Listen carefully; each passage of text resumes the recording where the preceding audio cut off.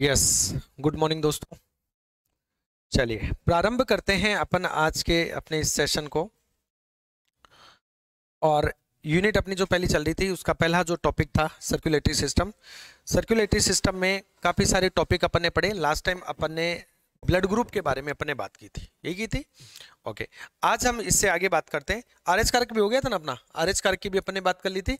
अब हम अगले पॉइंट पे बात करते हैं और आज का जो पॉइंट है वो है डिटर्मिनेशन ऑफ ब्लड ग्रुप। लिखो रक्त समूह का निर्धारण। रक्त समूह है का निर्धारण। रक्त समूह का निर्धारण बोले तो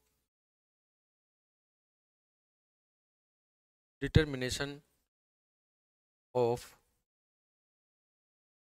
blood group. Determination of blood group, रक्त समूह का निर्धारण। हाँ, गुड मॉर्निंग आयुषी, अनिल, पवन, सभी को नमस्कार भाई। टॉपिक का नाम क्या है? रक्त समूह का निर्धारण। ध्यान से समझना इसको, एग्जाम में यहां से प्रश्न पूछ लेता है। सबसे पहली बात अपन यहां पर कर रहे हैं कि रक्त समूह, और मैं आपको बता चुका हूं पहले ही दोस्तों कि रक्त समूह क्या है। तो रक्त समूह किसी व्यक्ति के रक्त का क्या है, लक्षण है कि किसी व्यक्ति का रक्त समूह ए है, या किसी व्यक्ति का ब्लड ग्रुप बी है, या ब्लड ग्रुप ए बी है, या ओ है। ये उसके ब्लड का क्या है, लक्षण है। और किसी भी करैक्टर के लिए, किसी भी लक्षण के लिए जो जिम्मेदार होता है वो कौन जिम्मेदार होती है? जीन। लक्षण के लिए कौन जिम्मेदार होती है? जीन जिम्मेदार होती है। और वी नो वेरी वेल कि जो जीन होती है दोस्तों, ये जीन आनुवंशिकता की सबसे छोटी इकाई होती है। जेनेटिक्स की सबसे स्मॉलेस्ट जो यूनिट होती है वो कौन है? जीन। तो हम लिख सकते हैं आनुवंशिकता की सबसे आनुवंशिकता की सबसे छोटी इकाई, आनुवंशिकता की सबसे स्मॉलेस्ट यूनिट कौन होती है? जीन होती है। और ये जो जीन नाम दिया गया ना, ये जीन नाम देने वाले साइंटिस्ट का नाम था जोहानसन। क्या नाम था? जोहानसन। हालांकि इसके बारे में जेनेटिक्स में अपन और भी डिस्क्रिप्शन पढ़ेंगे, लेकिन यहाँ कुछ नॉर्मल बता देता हूं मैं। और इस जीन के जो भाग हैं दोस्तों, वो तीन भाग होते हैं। जीन को कितने भागों में बांटा गया है? तीन भागों में बांटा गया है। और ये तीन पार्ट जो होते हैं जीन के, उनमें एक पार्ट का जो नाम है वो है सिस्ट्रॉन, सिस्ट्रॉन वाला पार्ट। एक पार्ट को बोलते हैं म्यूटॉन वाला भाग, म्यूटॉन। और एक भाग को बोलते हैं रेकॉन। क्या कहते हैं? रेकॉन कहते हैं। सिस्ट्रॉन, म्यूटॉन और रेकॉन नाम से स्पष्ट है। ये जो सिस्ट्रॉन वाला भाग होता है जीन का, इस सिस्ट्रॉन वाले भाग को हम कहते हैं जीन के कार्य की इकाई, फंक्शनल यूनिट। क्या होती है ये? फंक्शनल यूनिट होती है, कार्य की इकाई।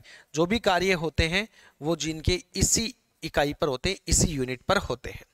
म्यूटोन वाला जो पार्ट है जीन का, म्यूटोन यानी म्यूटेशन, म्यूटेशन यानी उत्परिवर्तन, उत्परिवर्तन यानी शरीर में अचानक से होने वाले बदलाव। तो हमारे शरीर में किसी लक्षण में अचानक से बदलाव आ रहा है तो हमें समझ जाना है कि जीन के कौन से वाले भाग पे चेंजेज हुए हैं? म्यूटोन वाले भाग पर चेंजेज हुए हैं। तो ये उत्परिवर्तन की इकाई है, यूनिट ऑफ म्यूटेशन।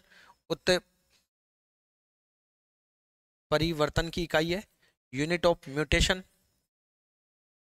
ठीक है। और जिनका जो आखिरी भाग है रेकॉन, इसे कहते हैं दोस्तों पुनः संयोजन की इकाई। जीन को किसी दूसरे के साथ जुड़ना होता है तो वो इसी यूनिट से जुड़ती है। कौन सी से? रेकॉन वाले भाग से। ठीक है। तो रिकॉम्बिनेट पार्ट है ये, रिकॉम्बिनेट पार्ट या पुनः संयोजी इकाई। ठीक है। रिकॉम्बिनेट यूनिट किसी अन्य जीन के साथ जुड़ना है तो जीन किस भाग से जुड़ती है? रेकॉन वाले भाग से। तो इसको एक डायग्राम से आप ऐसे समझ लीजिएगा कि ये एक जीन है और जीन के ये तीन भाग हो गए। जैसे एक पार्ट तो ये हो गया, और एक पार्ट अपना ये वाला भाग हो गया, और एक पार्ट जो है ये वाला भाग हो गया। इस तरह से जीन के कितने पार्ट होते हैं? तीन पार्ट होते हैं। कितने पार्ट होते हैं? तीन पार्ट होते हैं, जिनमें एक हो गया सिस्टोन, एक हो गया आपका म्यूटोन, और एक हो गया आपका रेकॉन। क्लियर? हम बात करें रक्त समूह के निर्धारण की। किसकी बात करें? रक्त समूह के निर्धारण की हम बात कर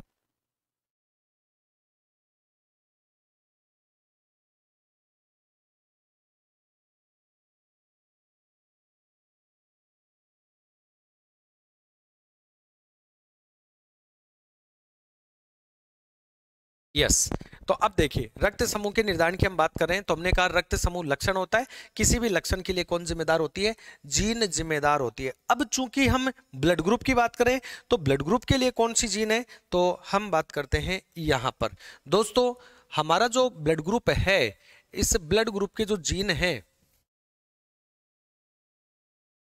रक्त समूह है, रक्त समूह के लिए जीन, रक्त समूह के लिए जो जीन है दोस्तों, इनको हम रिप्रेजेंट करते हैं किससे? आई से। किससे रिप्रेजेंट करते हैं? आई से रिप्रेजेंट करते हैं। और जीन जोड़े में पाई जाती है, पेयर में पाई जाती है, ठीक है। इसलिए हम इसको क्या लिखेंगे? आई। आई। जब भी आपसे ये कहा जाए कि रक्त समूह, हाँ भाई मुकेश गुड मॉर्निंग, ठीक है, रक्त समूह की जीन, तो हम क्या कहेंगे? Gene of blood group I. I. बात समझ में आ गई? ओके। अब देखिए ठीक वैसे ही जैसे मेंडल साहब ने कहा कि पौधा लंबा है, तो उसके लिए क्या लिखा? कैपिटल टी लिखा। बीज गोल है तो क्या लिखा? आर। ठीक उसी तरह से रक्त समूह के जो जीन हैं उनको हम रिप्रेजेंट करेंगे, प्रदर्शित करेंगे, क्या लिख के? आई। आई लिख के, ठीक है। अब आ जाओ आगे। अब हमने कहा कि साहब जो रक्त समूह है, ये रक्त समूह या ब्लड ग्रुप जो है, ये तो निम्न टाइप्स का है। अब कौन कौन से टाइप का है तो हमें पता है इस बात का। Blood group A, blood group B, blood group A B और ब्लड ग्रुप ओ। बात क्लियर? ए रक्त समूह है, बी भी रक्त समूह है, ए बी भी ब्लड ग्रुप है, ओ भी ब्लड ग्रुप है। ये ब्लड ग्रुप है तो इसकी जीन क्या होंगी? आई। आई तो होंगी। तो बी भी ब्लड ग्रुप है और ब्लड ग्रुप के लिए जीन क्या होती है? आई। आई। ऐसे तो लिखेंगे। ए बी भी क्या है? ब्लड ग्रुप है और ब्लड ग्रुप के लिए जीन क्या लेंगे अपन? आई। आई।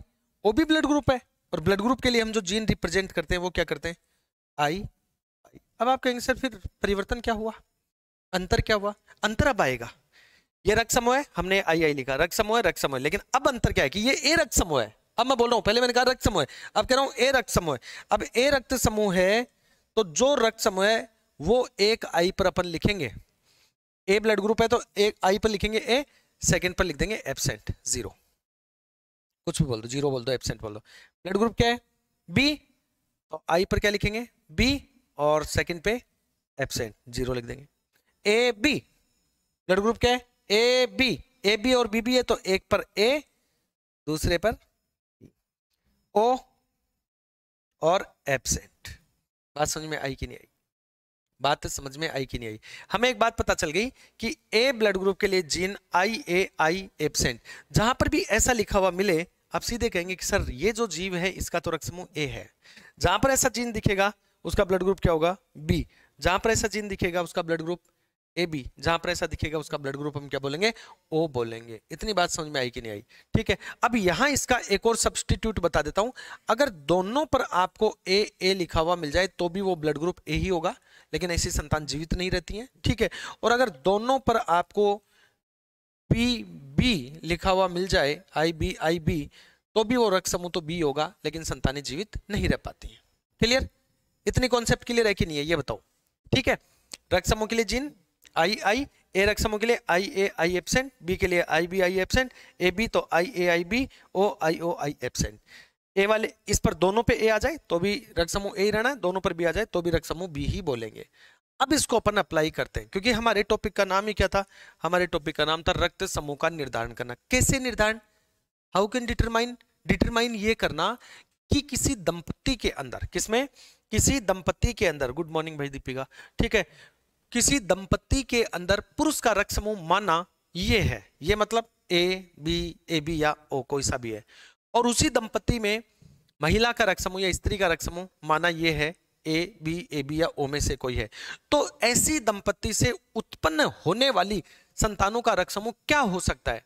संतान उत्पन्न हुई नहीं है, लेकिन उससे पहले ही हम क्या कर सकते हैं? डिटरमाइन कर सकते हैं, निर्धारित कर सकते हैं कि उत्पन्न होने वाली संतानों का रक्त समूह क्या होगा। इसी को तो कहते हैं पूर्व निर्धारण, ठीक है। तो डिटर्मिनेशन। अब देखिए हम इसको एग्जाम्पल से समझते हैं बात को। मैं यहां एक एग्जाम्पल लिख रहा हूं और ये एग्जाम्पल है कि एक दंपति जिसमें पुरुष का रक्त समूह है, ब्लड ग्रुप है, माना ए है, या मैं सीधा लिख देता हूं ए है, तथा महिला या स्त्री का, महिला का रक्त समूह है, महिला का रक्त समूह है बी है, तो इस दंपत्ति से, इस दंपत्ति से उत्पन्न होने वाली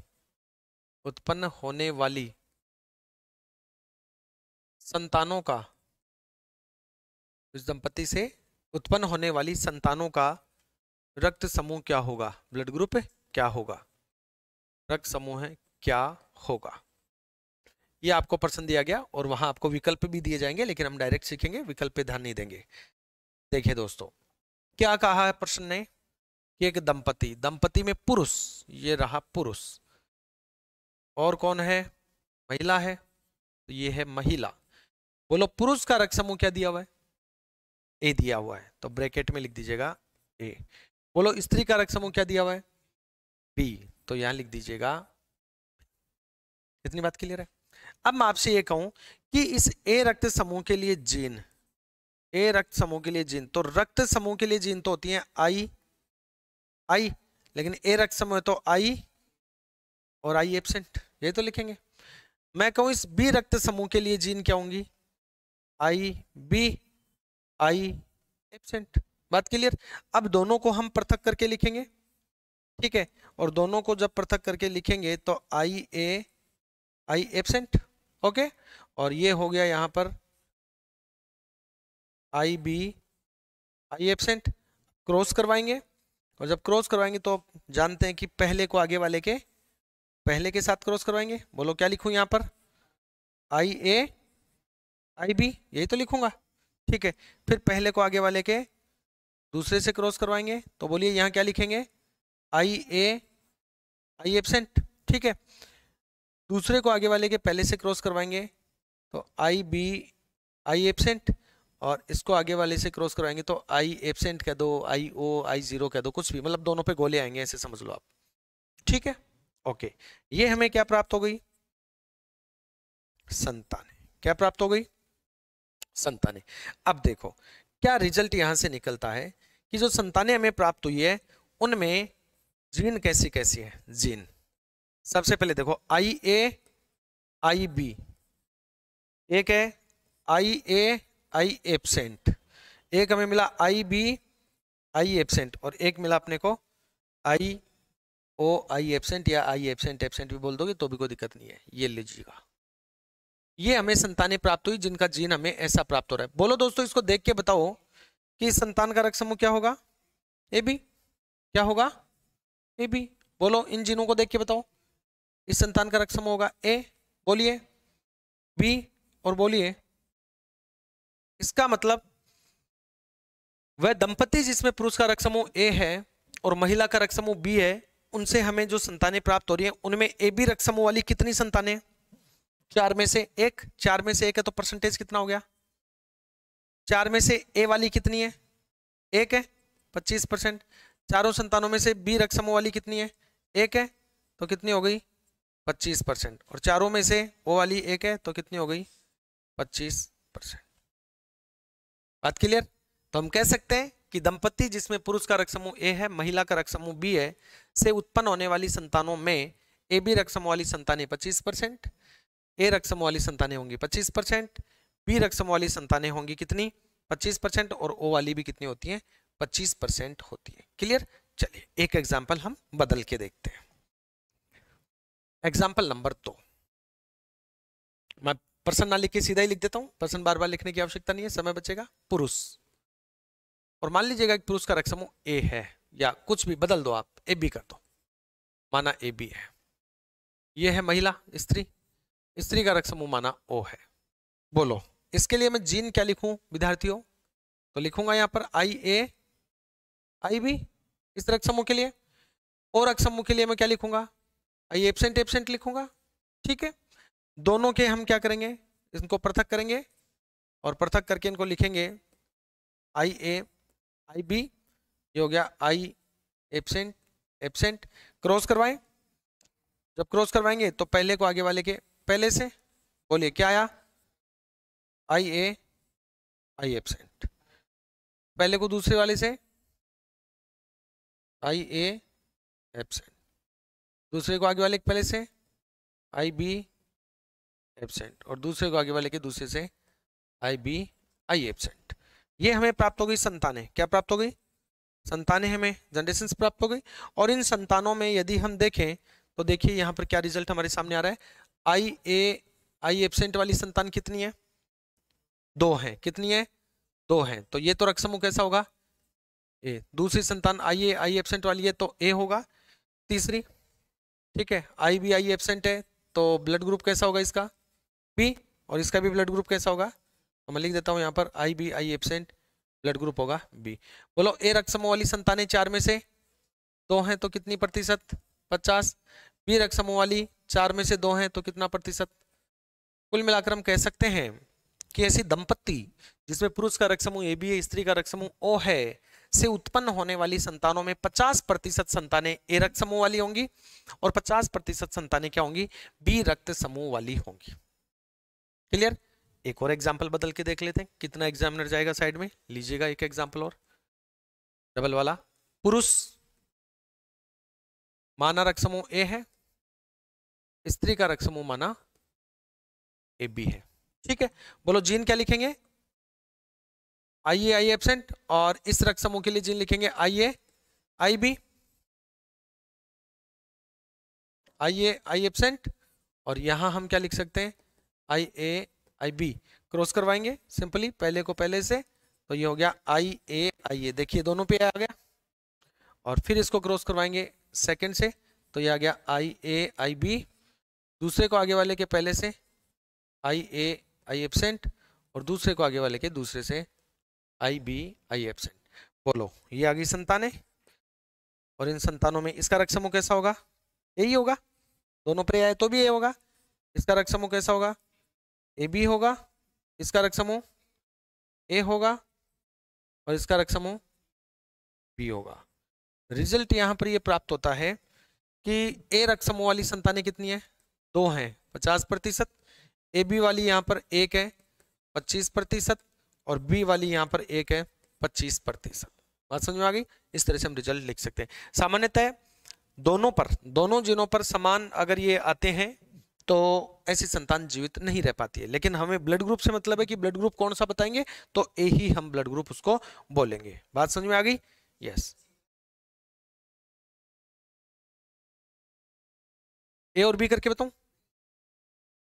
क्यों नहीं हो सकता, वाई कैन, हो सकता है ना। वो हाँ आर एस कारक के लिए। लो एक एग्जांपल और ले लेते हैं अपन। माना पुरुष का रक्त समूह भी ए है, और मान लीजिएगा कि स्त्री का रक्त समूह भी क्या है, ए है। अब हम देखते हैं कि इनसे उत्पन्न होने वाली संतानों का रक्त समूह क्या होगा। बोलो जीन क्या होंगे, आई ए एब्सेंट, यहां पे भी आई ए आई एब्सेंट। ठीक है, ओके। तो यहां हम लिखेंगे आई ए आई एब्सेंट या आई ए आई एब्सेंट। क्रॉस करवाएंगे दोस्तों, पहले को आगे वाले के पहले से, आ गया ना मामला वही, आई ए, फिर पहले को दूसरे से करवाएंगे तो आई ए आई एब्सेंट, दूसरे को आगे वाले के पहले से आई ए आई एब्सेंट, और इसको आगे वाले से एब्सेंट एब्सेंट। बोलो प्यारे विद्यार्थियों, यहां पर जीनों को देख के पहचानिए। बोलो कैसा रक्त समूह, ए रक्त समूह वाली संतान, बोलो ए रक्त समूह वाली संतान, बोलो ए रक्त समूह वाली संतान है, बोलो ओ रक्त समूह वाली संतान है। तो क्या लिख सकते हैं, ए रक्त समूह वाली संतानें कितने प्रतिशत और ओ रक्त समूह वाली कितने प्रतिशत, 25%। ठीक है, हमें कोई दिक्कत नहीं है, जो भी ब्लड ग्रुप दिया है उसके जीन अपने को लिख लेने हैं नीचे। ठीक है, और फिर क्रॉस करवा दो, जो आ रहा है उनको पहचान लो, क्योंकि हम पहले सारणी में देख चुके हैं कि कौन सा जीन किसके लिए होता है।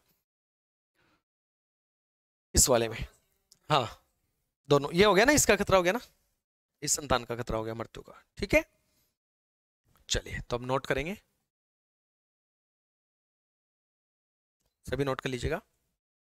हाँ बिल्कुल आयुषी, गुड। जेनेटिक्स, हाँ मैं साथ में इंग्लिश बोलता चलूंगा, अब आप लिखेंगे तब। लिखिए, रक्त समूह का निर्धारण बोले तो डिटर्मिनेशन ऑफ ब्लड ग्रुप। रक्त समूह का निर्धारण बोले तो determination of blood group. Determination of blood group, सबसे पहले लिखेंगे रक्त समूह ब्लड ग्रुप। ठीक है, ये लक्षण होता है, कैरेक्टर होता है। इसको तो ऐसे कैसे लिख लो आप, एज इट इज बना लो इसको।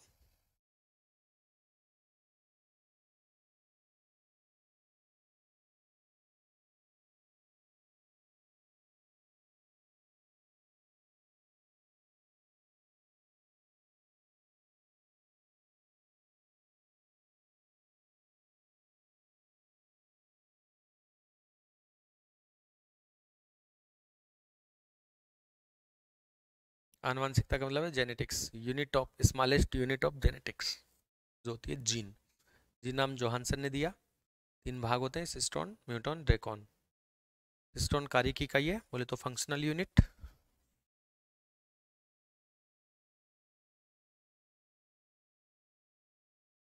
फंक्शनल यूनिट है,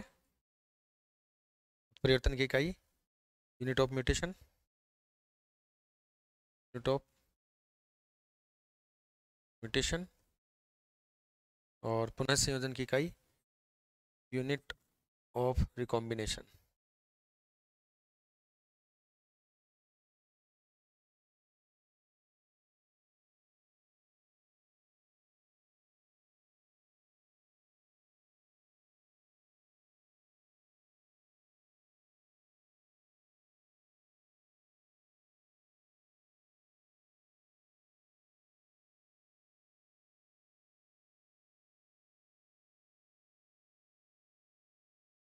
ओके,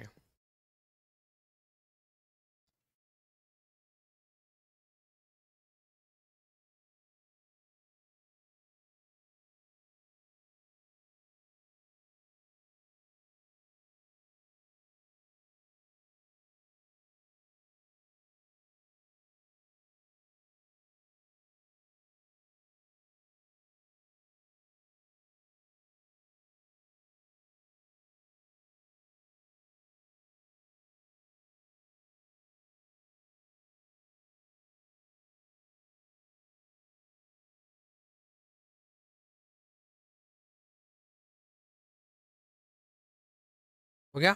चलिए आगे बढ़ते हैं, नोट कीजिएगा।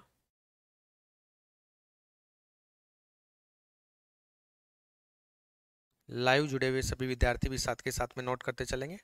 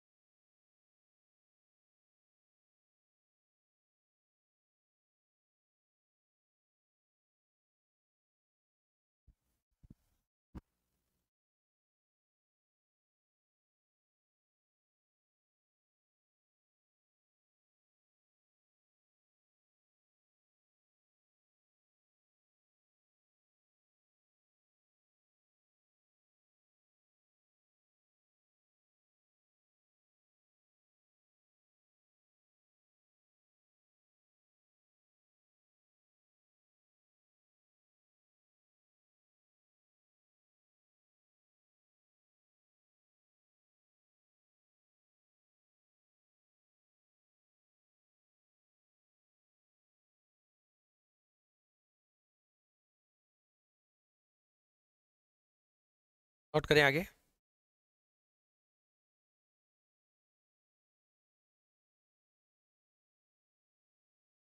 नहीं नहीं, 13 से 20 दिन नहीं होगा। ठीक है, 3 to 7 डेज ही होता है वैसे मोस्टली।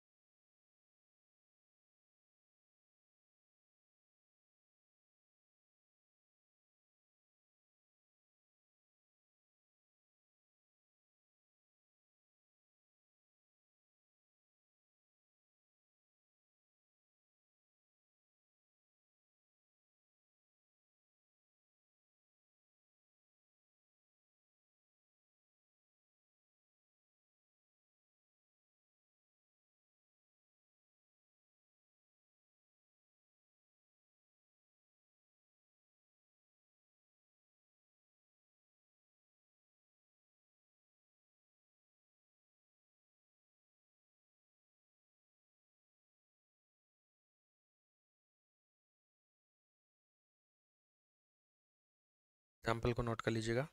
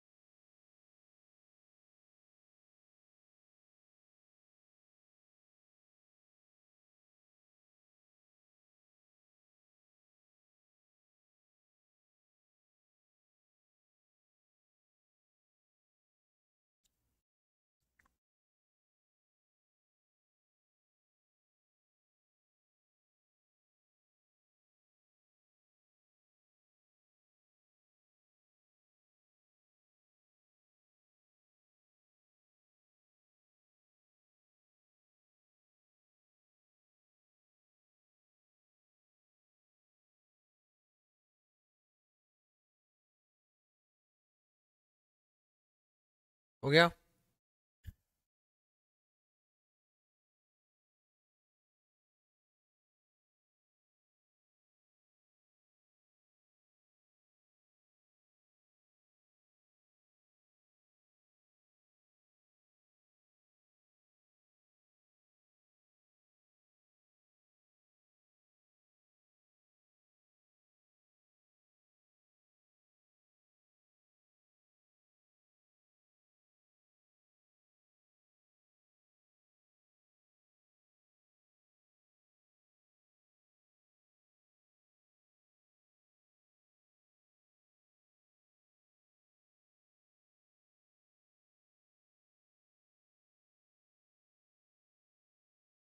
चलिए आगे। यस। नेक्स्ट अगला एग्जाम्पल नोट करेंगे।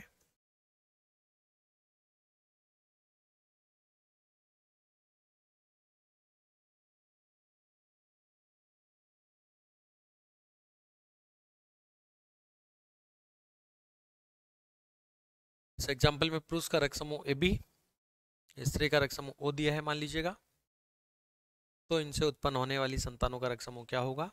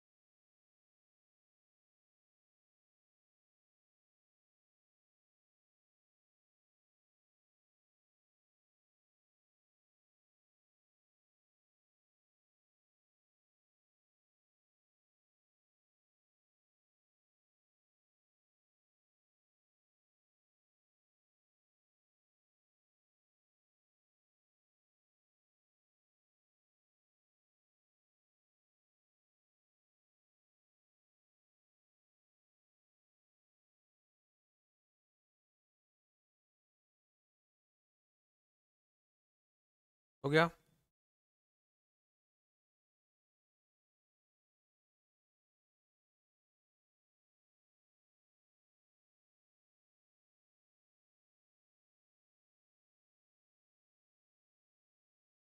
चलिए नेक्स्ट अगला एग्जाम्पल,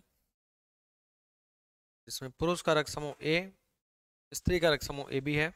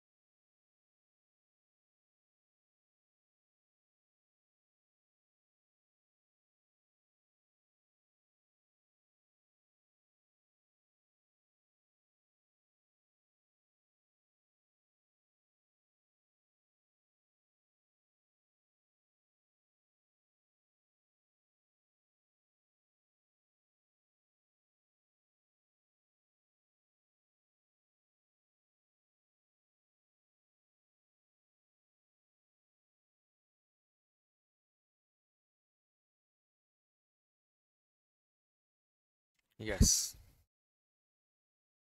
और ये एक और आखिरी एग्जांपल, जिसमें दंपति में पुरुष और स्त्री दोनों का रक्त समूह एक जैसा अगर हो।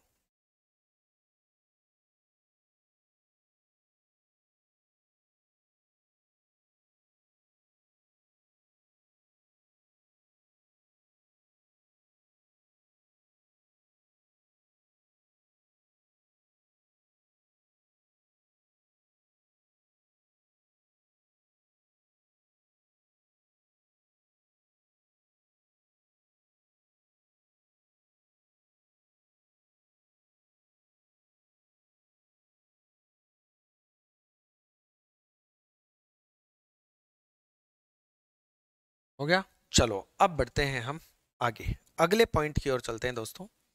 तो ये तो हमने रक्त समूह की बात की, फिर आरएस कारक की बात की, फिर रक्त समूह के पाए जाने की प्रतिशतता क्या है उसके बारे में बात की, और रक्त समूह के डिटर्मिनेशन की अपन ने बात की, निर्धारण की बात की। अब अगले टॉपिक की ओर चलते हैं दोस्तों। और अगला जो टॉपिक अपना वो है हार्ट। तो हेडिंग लगाइए हृदय, हार्ट।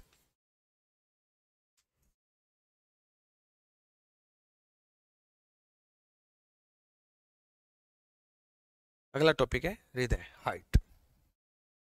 ध्यान देंगे, पहले एक एक लाइन समझेंगे, उसके बाद में हम लिखेंगे। सबसे पहली बात आती है दोस्तों कि हृदय क्या है। तो जब भी हृदय के बारे में पूछा जाता है, हार्ट के बारे में, तो हम कहेंगे ये एक मायोजेनिक संरचना होती है। मायोजेनिक स्ट्रक्चर, मायोजेनिक संरचना है, स्ट्रक्चर है, या मायोजेनिक अंग है। मायोजेनिक अंग का मतलब क्या होता है? हम जानते हैं कि भ्रूण के अंदर, एम्ब्रियो के अंदर कितनी लेयर होती हैं? 3 लेयर होती हैं। कितनी होती हैं? एम्ब्रियो निर्माण से पहले कितनी लेयर होती हैं?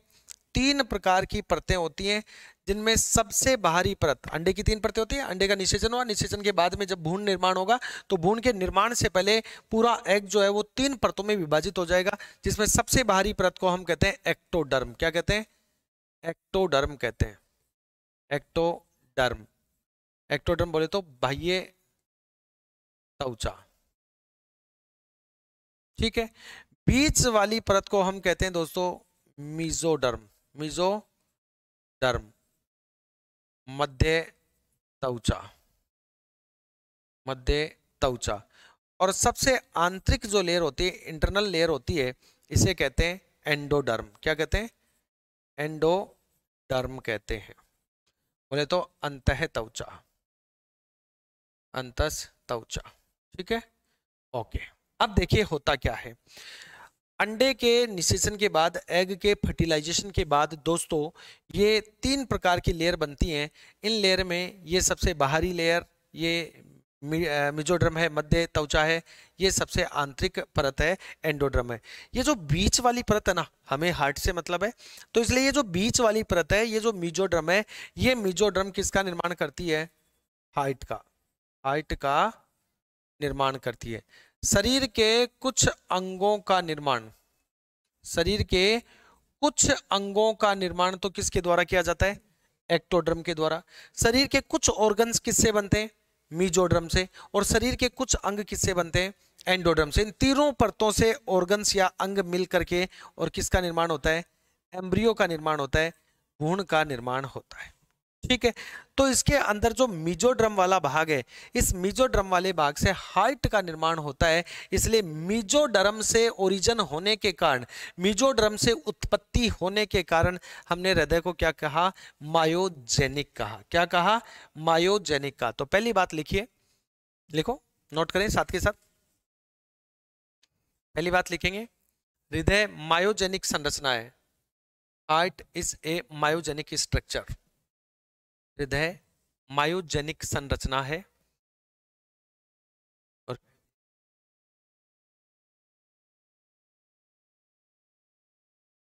हार्ट मायोजेनिक स्ट्रक्चर है। हृदय क्या है? मायोजेनिक स्ट्रक्चर है। और नीचे क्यों है ये बना लीजिएगा।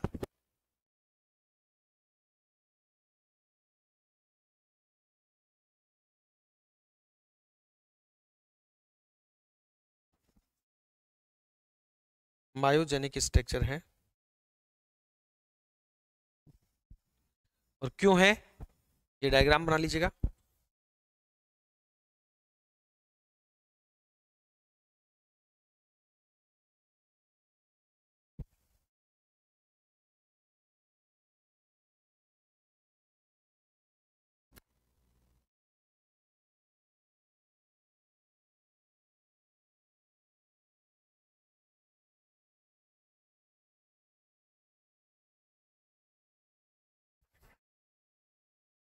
एग के फर्टिलाइजेशन के बाद 3 लेयर्स का फॉर्मेशन होता है, एक्टोडर्म, मेसोडर्म, एंडोडर्म। इस मेसोडर्म वाली पोर्शन से हार्ट का निर्माण होता है। इसी मेसोडर्म से हमारी धमनी शिराएं, आर्टरी, वेन्स का निर्माण होता है, ध्यान रखना।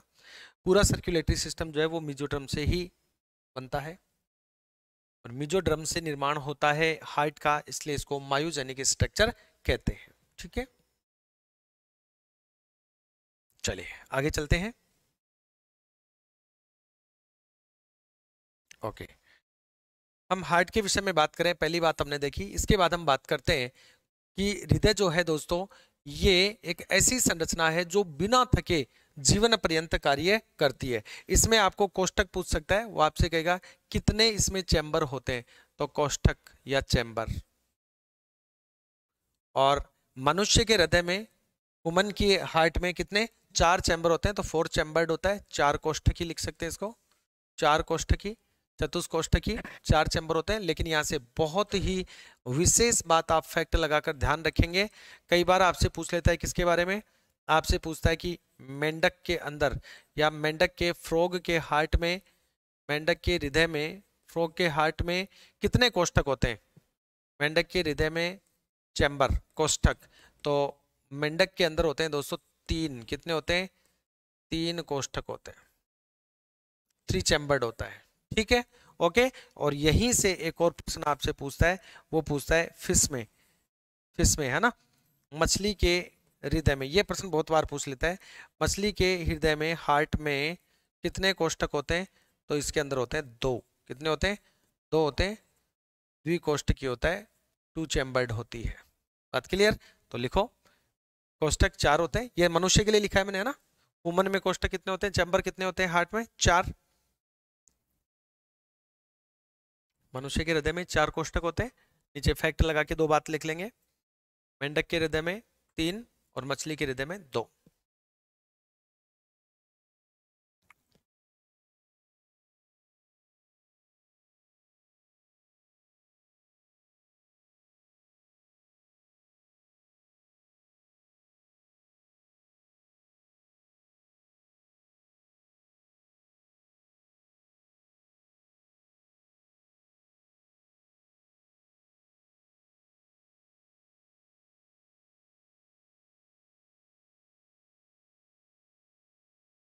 Clear, yes. अब देखिए, अगली बात हमसे यहाँ पर पूछ सकता है कि मनुष्य का जो हृदय है दोस्तों, हार्ट जो है, इस हार्ट का आकार कैसा होता है, आकार, स्ट्रक्चर कैसी होती है, तो लिखेंगे बंद मुट्ठी नुमा, बंद मुट्ठी नुमा, है ना, बंद मुट्ठी नुमा जो है वो हृदय का आकार होता है। नेक्स्ट अगली बात नोट करेंगे, हार्ट का रंग कैसा, कलर, हल्का गुलाबी, हल्का गुलाबी, कलर कैसा होता है, हल्का गुलाबी।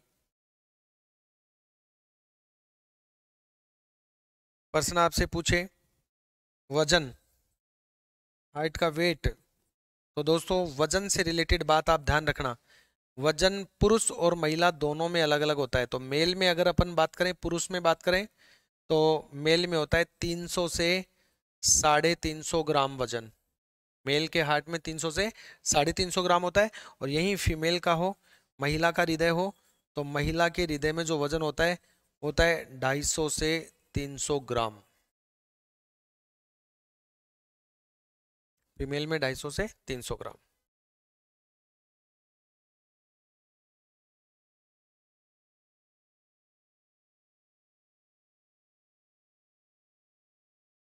ठीक है, तो नोट किया आपने, हार्ट का आकार बंद मुट्ठी नुमा, हार्ट का रंग होता है हल्का गुलाबी, वजन होता है पुरुषों में 300 से 350 ग्राम, महिलाओं में होता है 250 से 300 ग्राम।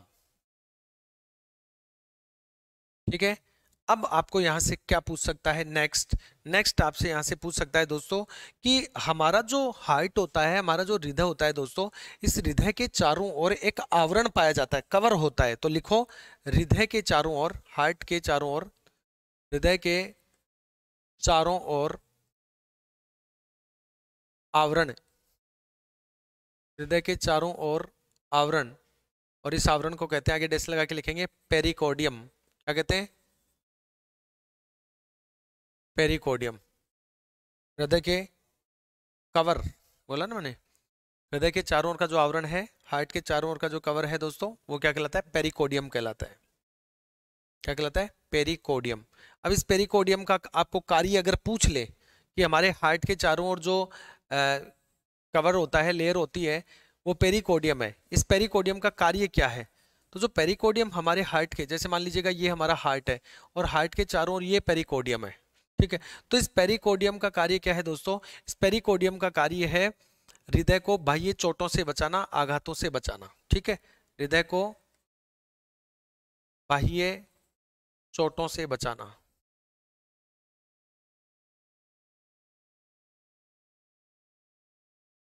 हृदय को बाह्य चोटों से बचाना, आउटर जो अटैक है उनसे बचाने का कार्य किसका है? पेरिकोडियम का है। ठीक है। अब देखिए, और अपने को यहां से पूछ सकता है कि हार्ट जो है, ये हार्ट 1 मिनट में कितनी बार धड़कता है? ठीक है, हार्ट बीट क्या पूछेगा? Heart beat. तो लिखो हार्ट 1 मिनट में, 1 मिनट में 72 बार, 72 टाइम्स, 72 बार धड़कता है। तो हार्ट बीट कितनी होती है? हार्ट बीट होती है 72 पर मिनट। हार्ट बीट होती है 72 पर मिनट। हृदय 1 मिनट में 72 बार धड़कता है।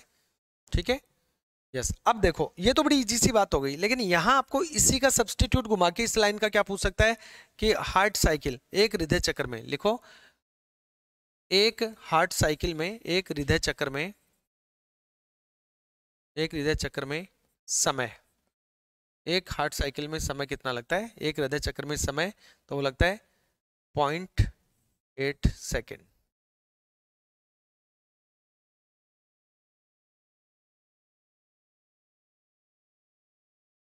ठीक है, 0.8 सेकेंड का समय लगता है एक हार्ट साइकिल में। ठीक है, अब हार्ट साइकिल होता क्या है? एक हृदय चक्र क्या होता है? एक हृदय चक्र होता है एक बार हृदय का धड़कना। अब एक बार धड़कने से हम क्या मतलब समझते हैं कि हमारा जो हार्ट है, इस हार्ट के अंदर देखिए इस तरह से क्या होता है, 4 चैम्बर होते हैं। ऊपर वाले दोनों चैम्बर बोलो दोस्तों क्या कहलाते हैं? एट्रियम कहलाते हैं। एट्रियम बोले तो आलिंद कहलाते हैं। नीचे वाले दोनों चैम्बर क्या कहलाते हैं? वेंट्रिकल कहलाते हैं। वेंट्रिकल बोले तो निलय कहलाते हैं। ठीक है, तो एक हार्ट साइकिल का मतलब है कि हमारा जो एट्रियम है ये फुलफिल है, भरा हुआ है हृदय से, और वेंट्रिकल जो है, निलय है, ये भी भरा हुआ है। होता क्या है कि सबसे पहले वेंट्रिकल में कॉन्ट्रैक्शन होगा। जब वेंट्रिकल में कॉन्ट्रैक्शन होगा, निलय में संकुचन होगा, तो निलय का रक्त निकल के एरोटा में जाएगा, पश्चिमाधमनी में जाएगा और शरीर में चला जाएगा। तो निलय पूरा क्या हो गया? खाली। निलय क्या हो गया? खाली। अब क्या होगा? अब एट्रियम में, आलिंद में क्या होगा? कंट्रक्शन होगा, संकुचन होगा। तो जैसे जैसे आलिंद में संकुचन होगा, ब्लड किस में जाएगा? नीचे वेंट्रिकल में जाएगा। तो इसमें कंट्रक्शन होगा तो आलिंद का रक्त नीचे निलय में जाएगा, तो ये फैलता जाएगा और ये सिकुड़ जाएगा। ये एक चक्र हो गया। ये ये एक साइकिल हो गया। ऐसे बात समझ में आ गई? ये एक साइकिल हो गया। ठीक है, तो उसमें कितना समय लगता है? उसमें लगता है 0.8 सेकंड का समय। कितना? 0.8 सेकंड का। अब जब हृदय में धड़कन होती है, हार्ट बीट होती है, तो उससे ध्वनि उत्पन्न होती है। तो लिखो हार्ट बीट के कारण, हार्ट बीट के कारण साउंड उत्पन्न होता है। हार्ट बीट के कारण साउंड उत्पन्न होता है, ध्वनि उत्पन्न होती है, साउंड उत्पन्न होती है, जो 2 प्रकार की होती है, 2 टाइप्स, जो 2 प्रकार की होती है, जो 2 प्रकार की होती है। हार्ट बीट के कारण जो साउंड उत्पन्न होता है वो 2 प्रकार का होता है, और वो 2 प्रकार के साउंड कौन कौन से हैं, चर्चा करते हैं।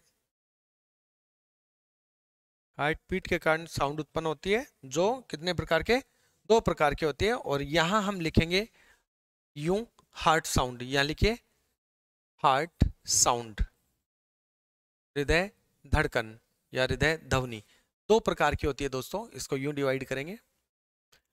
फर्स्ट या लिखेंगे प्रथम ध्वनि, फर्स्ट साउंड, प्रथम ध्वनि, फर्स्ट साउंड, ठीक है। एक होता है द्वितीय ध्वनि, द्वितीय ध्वनि बोले तो second sound, second sound. First sound जो होता है इसको कहते हैं दोस्तों लब, क्या कहते हैं, LUBB लब।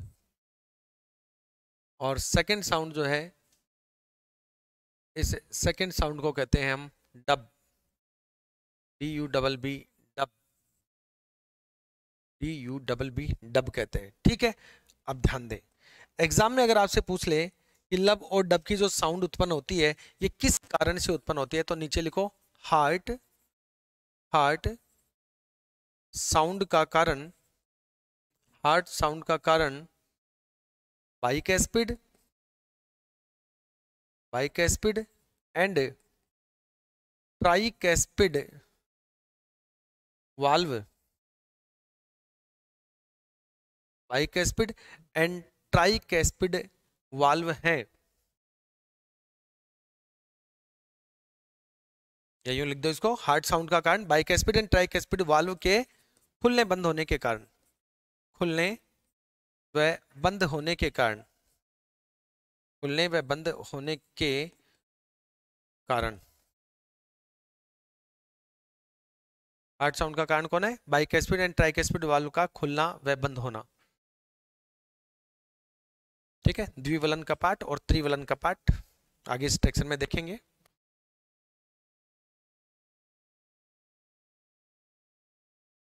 अब देखिए दोस्तों, आपसे अगर प्रश्न पूछे कि हार्ट साउंड को सुनने के लिए, हृदय ध्वनि को सुनने के लिए एक यंत्र उपयोग में लेते हैं, उसका नाम क्या है, तो नीचे लिखिए हृदय ध्वनि को, हृदय ध्वनि को, हार्ट साउंड को सुनने के लिए, सुनने के लिए उपयोग लिए जाने वाला यंत्र, इंस्ट्रूमेंट, उपयोग लिए जाने वाला यंत्र, इंस्ट्रूमेंट, एस लगा के लिखेंगे, उसका नाम है स्टेथेस्कोप, स्टेथेस्कोप है, ठीक है। तो स्टेथोस्कोप के द्वारा हम क्या करते हैं, स्टेथोस्कोप के द्वारा हम हृदय की ध्वनि को सुनते हैं।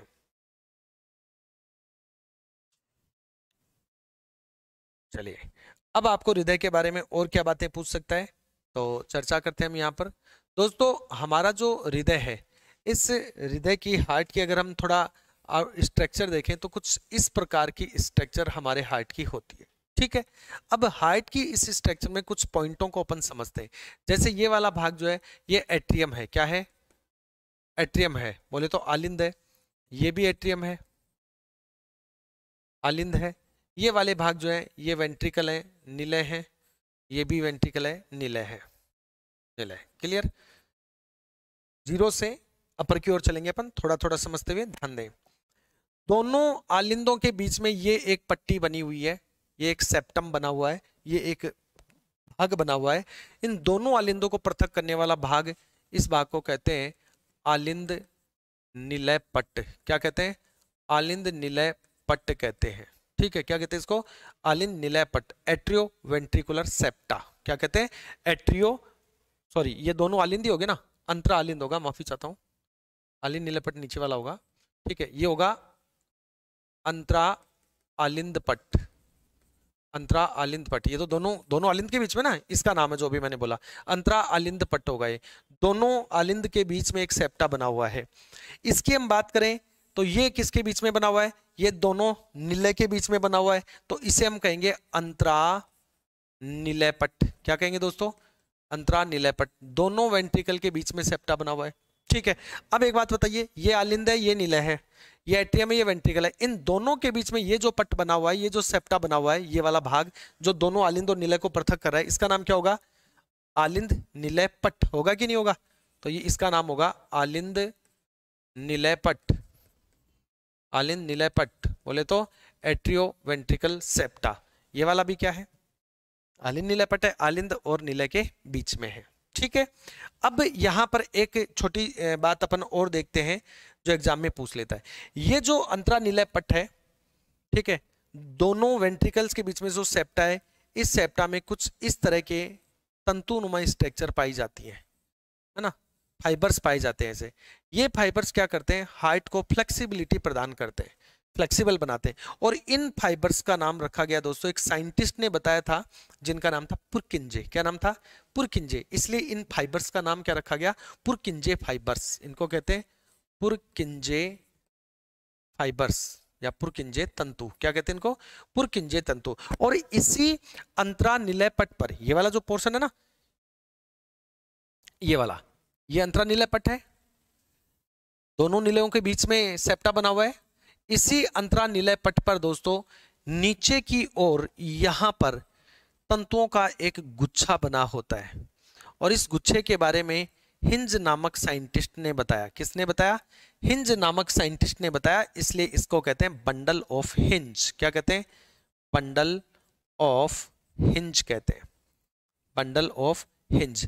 हिंज नामक साइंटिस्ट ने इनके बारे में बताया, इसलिए इस भाग को, ठीक है, क्या कहते हैं, बंडल ऑफ हिंज कहते हैं। बात समझ में आ रही है।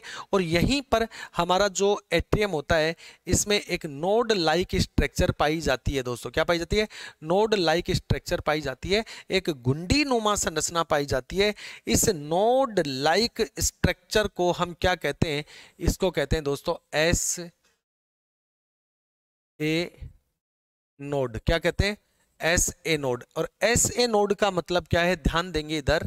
एस ए नोड का मतलब है दोस्तों एस फॉर साइनो, एस का मतलब है साइनो। और इसमें जो ए है, इस ए का मतलब है ओरिकल, ओरिकल। और एनओडी नोड, नोड का मतलब है दोस्तों गुंडी नुमा संरचना। गुंडी जानते हैं ना, धागे पे गांठ बांध देते तो गुंडी बन जाती है, ऐसी। साइनो का मतलब होता है दोस्तों उद्दीपन, आवेग। क्या होता है, उद्दीपन होता है, आवेग होता है, इंपल्स होता है ना, इंपल्स। मैंने आपके गर्म टच किया, इंपल्स मिले, ठीक है। आप देख रहे हैं मैंने आपकी तरफ यूं इशारा किया, आप आ गए, इंपल्स मिले बुलाने के, आवेग, उद्दीपन, संवेदनाएं, ठीक है। और ओरिकल का मतलब हो गया आलिंद, ओरिकल का मतलब क्या हो गया, आलिंद। और नोड का मतलब हो गया गुंडी नुमा संरचना। तो आलिंद में एक गुंडी नुमा संरचना पाई जाती है जो किनको ग्रहण करती है, उद्दीपनों को ग्रहण करती है। किनको, उद्दीपनों को ग्रहण करती है। आप जो है दोस्तों,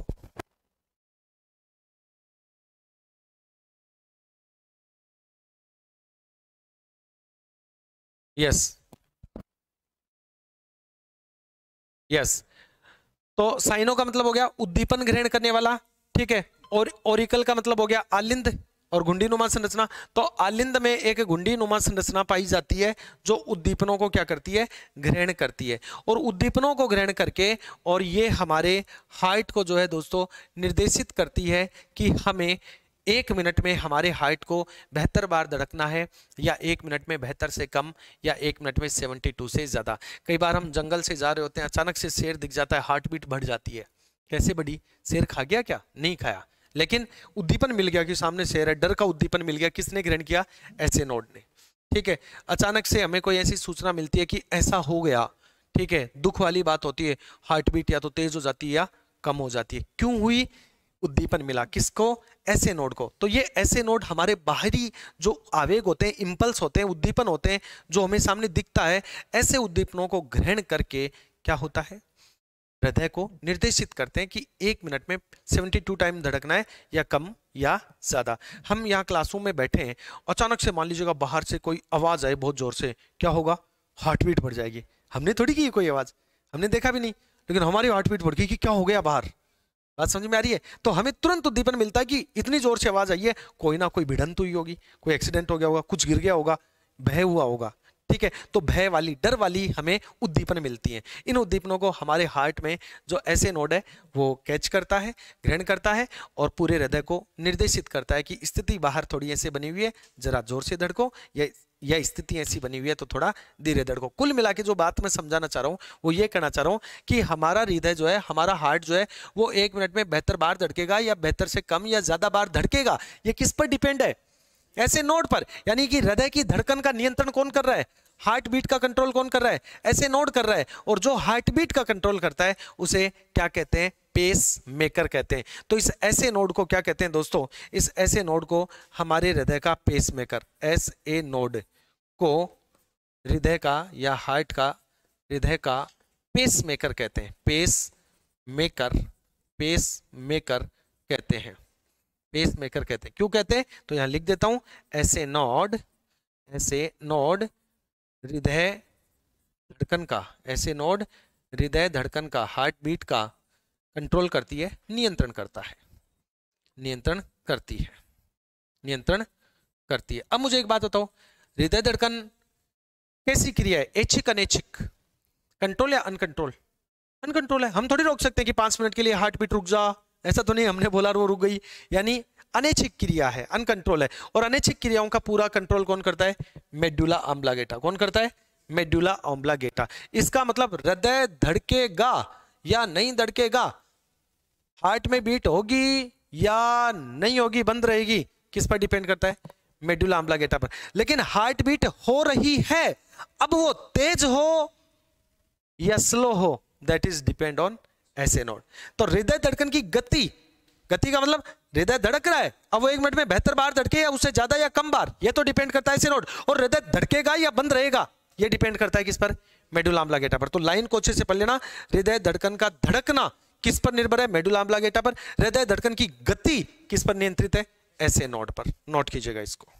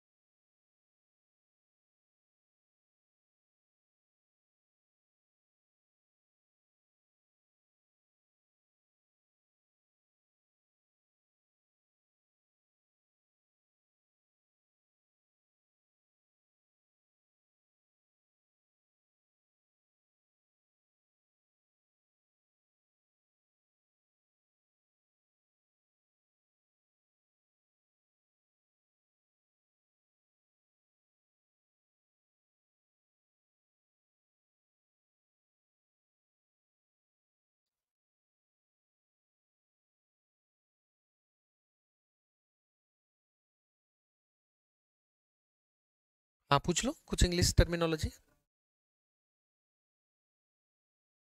इंटरसेप्टा, इंटर ऑरिकल सेप्टा। इंट्रा लिखो, इंटर नहीं intra. Intra auricle septa, intra ventricle septa.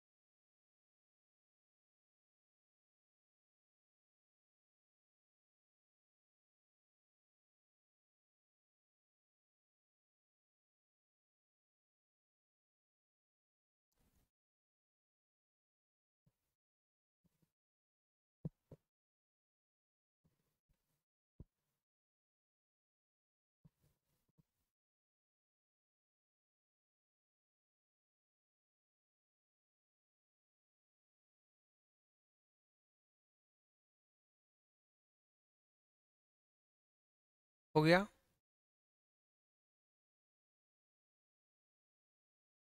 चलो आगे। चलिए अब बात करते हैं दोस्तों विशेष टर्मिनोलॉजी इसी में, और इस स्पेशल टर्मिनोलॉजी में आगे आपसे पूछ सकता है। अब हम बार बार कह रहे हैं कि हार्ट साउंड, हृदय ध्वनि। अब इस हृदय ध्वनि से संबंधित दो बातें आपको एग्जाम में पूछ सकता है। या तो हार्ट साउंड सामान्य से क्या हो जाए, सामान्य से कम हो जाए, सामान्य से कम, सामान्य कितनी है, जनरली कितनी है 72, 72 से या तो कम हो जाए, और या हार्ट बीट सामान्य से क्या हो जाए, ज्यादा। तो ऐसी स्थिति को हम क्या कहेंगे, तो ध्यान दें दोस्तों, अगर हार्ट बीट सामान्य से कम होती है तो इसे हम क्या कहेंगे, इसे हम कहेंगे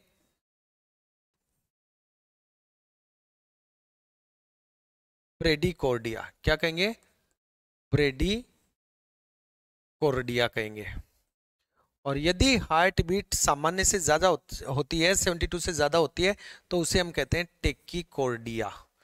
टेकीकोर्डिया, ये दोनों टर्म ध्यान रखना, एक ब्रेडिकोर्डिया हो गया और एक टेकीकोर्डिया, दोनों को याद करवाने की कोशिश करता हूं आपको। मुझे एक बात बताओ, एक व्यक्ति दौड़ रहा है, उसकी हार्ट बीट बेहतर से कम हो गया, ज्यादा, ज्यादा।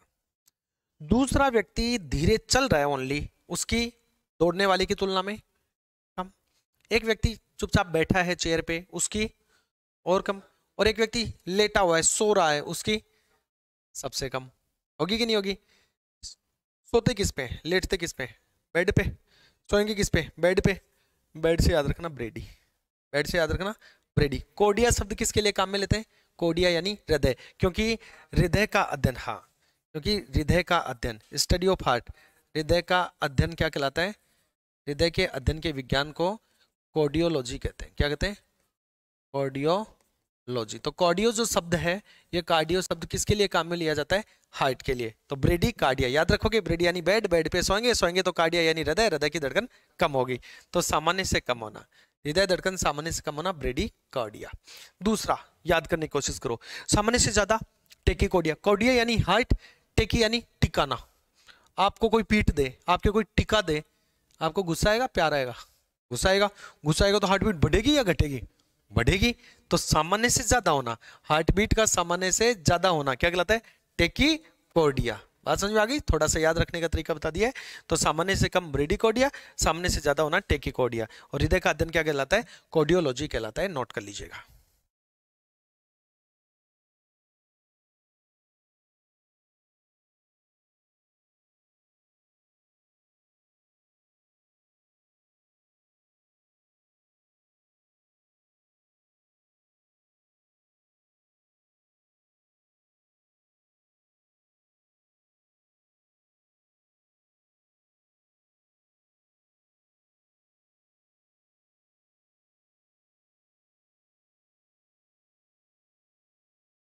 हो गया?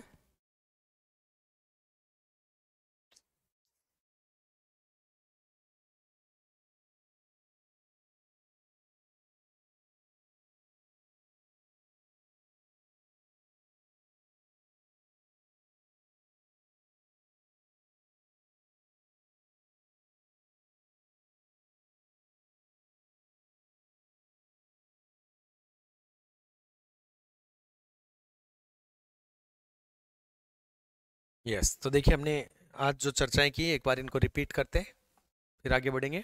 आज सबसे पहले अपन ने टॉपिक प्रारंभ किया दोस्तों, डिटर्मिनेशन ऑफ ब्लड ग्रुप, रक्त समूह का निर्धारण। हमने देखा रक्त समूह एक लक्षण होता है, लक्षण के लिए जीन जिम्मेदार होती है। जीन जेनेटिक्स की सबसे छोटी इकाई होती है। जीन नाम जोहानसन नामक वैज्ञानिक ने दिया। जीन के 3 भाग, सिस्टोन, म्यूटोन, रेकॉन। सिस्टोन को फंक्शनल यूनिट कहते हैं, म्यूटोन को यूनिट ऑफ म्यूटेशन कहते हैं, और रेकॉन को यूनिट ऑफ रिकॉम्बिनेशन कहते हैं, पुनः संयोजन की इकाई कहते हैं। ये हमने जाना। इसके बाद में हमने जो बात की दोस्तों, यहाँ पर हमने बात की कि रक्त समूह की जीन को आई से रिप्रेजेंट करते हैं। तो कौन से रक्त समूह की जीन क्या होगी, ये हमने देखा। और इसी आधार पर हमने बहुत सारे क्या देखे, एग्जाम्पल्स देखे कि दंपत्ति में पुरुष का रक्त समूह कुछ और महिला का कुछ होता है, तो उनसे उत्पन्न होने वाली संतानों का रक्त समूह क्या क्या होता है। इस तरह से हमने काफी एग्जाम्पल्स यहाँ पर देखे। और इसके बाद हमने बात की किसकी, हार्ट की। हार्ट एक मायोजेनिक स्ट्रक्चर है, क्योंकि इसकी फॉर्मेशन, इसकी ओरिजिन या इसका निर्माण जो होता है वो भ्रूण की या एम्ब्रियो की जो मिजोड्रम वाली लेयर होती है, इस मिजोड्रम वाली लेयर से इसका फॉर्मेशन होता है, उत्पत्ति होती है, ओरिजिन होता है, निर्माण होता है। इसलिए इसको मायोड्रम के कारण, ओरिजिन होने के कारण मायोजेनिक स्ट्रक्चर कहा गया। देन अपन ने बात की दोस्तों की हृदय में 4 चैम्बर होते हैं। मनुष्य के हृदय में 4 कोष्ठक होते हैं, 2 आलिन 2 निलय, लेकिन मेंढक में 3 और मछली में 2 ही कोष्ठक पाए जाते हैं। हृदय के आकार की बात की हमने तो बंद मुट्ठी नुमा होता है, रंग हल्का गुलाबी, वजन पुरुषों में 300 से 350 ग्राम और महिलाओं में 250 से 300 ग्राम होता है।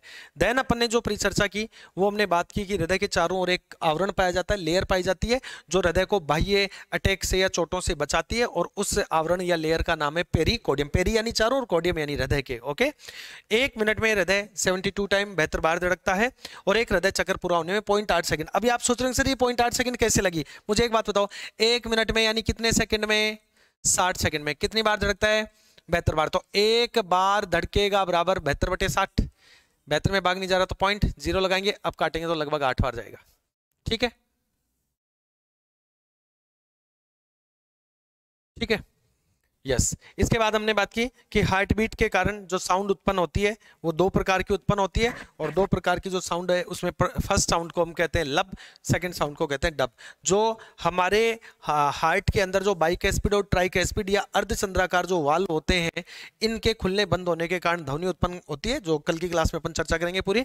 ठीक है, और इस ध्वनि को सुनने के लिए जो है एक यंत्र उपयोग किया जाता है जिसका नाम है स्टेथे स्कोप। ठीक है, फिर हमने बात की कुछ स्ट्रक्चर के बारे में कि 2 आलिन 2 निलय हैं, और एक घुंडी नुमा संरचना जो ऐसे नोड कहलाती है, उद्दीपन ग्रहण करती है, हृदय को निर्देश देती है कि 1 मिनट में कितनी बार धड़कना है स्थिति के अनुसार।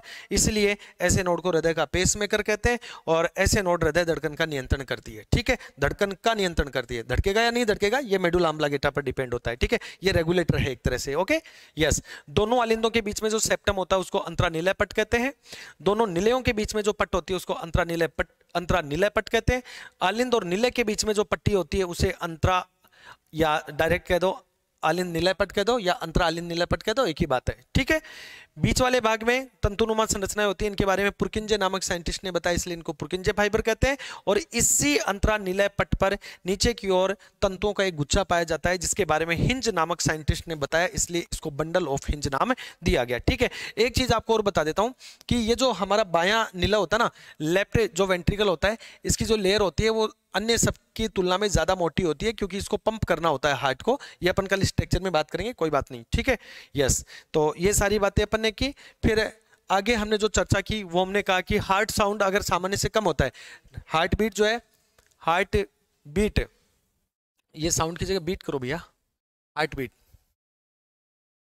हृदय धड़कन। ठीक है, सामान्य से कम होती है तो ब्रेडिकोडिया कहलाएगी, और हार्ट बीट सामान्य से यानी 72 से ज्यादा होती है तो इसे हम टेकिकोडिया कहेंगे। फिर हमने कहा कि हृदय का अध्ययन क्या कहलाता है, कार्डियोलॉजी कहलाता है। क्या कहलाता है, कार्डियोलॉजी कहलाता है। तो ये अपन ने इस सेशन में बात की। कल के सेशन में इससे आगे का कुछ पोर्शन देखेंगे, और लगभग कल आपका जो ह्यूमन बॉडी का पहला टॉपिक है सर्कुलेटरी सिस्टम, ये क्या हो जाएगा, कंप्लीट हो जाएगा। फिर अपन स्टार्ट करेंगे अगली क्लास में फिर नया। ठीक है, तो बाकी देखेंगे कल, तब तक के लिए नमस्कार।